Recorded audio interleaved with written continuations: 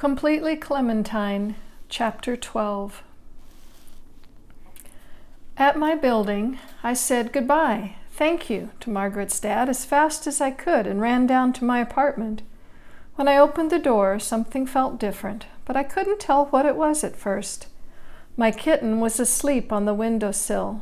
My dad was conked out on the couch, and my mom was curled up against him. She put a shh finger to her lips. Then she looked down and smiled. On her lap was a loaf of bread, tightly wrapped up in a soft yellow blanket. I looked again. The loaf of bread had a little squished-up face. "Oh," I whispered. Very carefully, I climbed up on the couch beside my mom. "Say hello to your sister," she said. I said hello and bent closer to get a better look, and let me tell you, there was not much to see. The good news was, at least my new sister wasn't half rat.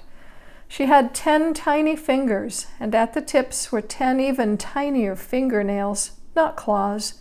No fur, no whiskers, and no sign of a tail coming out of the blanket. But I have to say, the bad news about my new sister was pretty bad. Her face was red and lumpy. 2 lumps sticking out on the sides were probably ears, and I hoped the one in the middle was a nose. She was mostly bald, with just a few little tufts of hair that looked like cotton candy. If you let the air out of a teeny tiny wrinkled up old man balloon, you'd have a good idea of what my new sister looked like. Not so hot. Here's a picture of that. Before I could tell my mom how sorry I was that her second daughter was so homely, Aunt Claire and Uncle Frank came in with my brother. Spinach took one look at the baby and then ran into his room howling. My dad woke up and went after him. My aunt and uncle pulled up chairs in front of the couch. My mom unwrapped the baby so they could see her. I patted my mom's shoulder. It must be pretty sad to have to show this baby girl after having one like me. "Oh my goodness," Aunt Claire exclaimed. "She looks just like Clementine did." "Exactly the same," Uncle Frank agreed. "Same hair, same nose, same everything. Beautiful. Absolutely beautiful." I looked at my sister again, and a miracle must have happened because now Uncle Frank was right. She was absolutely beautiful. "What's her name?" my aunt asked. My mom shook her head. She came a little early, caught us by surprise. We'd better pick one soon. The baby woke up then and decided she was hungry. My mom started to feed her, and Uncle Frank and Aunt Claire put a casserole in the refrigerator and left.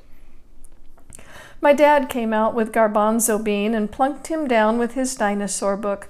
Then he turned to me. "Clementine," he said, "we've had a call from the Pentagon. It's time for the final debriefing." The Pentagon is a secret project my dad and I have been working on since we found out about the new baby. It's a table with 5 sides, one for everybody in our new 5-person family, and my dad and I built it together, every single board and nail of it. The final debriefing was the code we had decided to use when it was time for us to show the present to my mom. My mom just gave us the puzzled look she always gives us when we talk about the Pentagon. Then she went back to feeding our baby. My dad closed the kitchen door, and being absolutely silent, we carried our old 4-sided kitchen table out into the hall. Then I followed him into the workshop. We tied a big purple bow around the new table and very quietly carried it into the kitchen and set the chairs around it.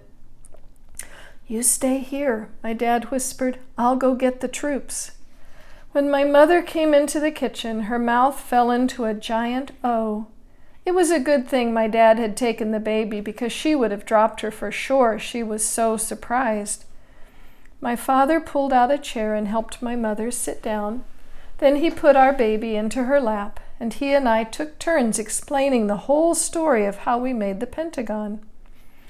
My brother fell asleep at the table from being so bored about hearing about our carpentry stuff, but my mom just kept getting more and more excited. 5 sides! One for everybody! Made it yourselves! Such beautiful wood! Kept it a secret! Usually, when my mom can't finish her sentences, it's because she's too mad. But this time, her face wore the "I must be dreaming" expression. She held our baby close. "What a family we are," she said. "What a family." Then she leaned over and told me to hold out my arms. I did, and into them she placed our little baby. "Brand new," Mom said. "Just born at 12:01 this morning." My sister was warm and smelled sweet like sugar and grass. Her head nestled like a grapefruit in the crook of my elbow between Sirius and Vega. It looked as if the freckle stars were protecting her, but they didn't need to because I was strong and careful. I was never going to let anything happen to her. I looked around at everyone then. My not-so-little brother conked out in a puddle of drool on our new table. My mother looking at me proudly because she knew I wouldn't drop our baby, and my father who ate Mrs. Jacoby's meatloaf, but who also built this table with me. Then I looked down at my sister, born on the summer solstice, who was just a few hours old.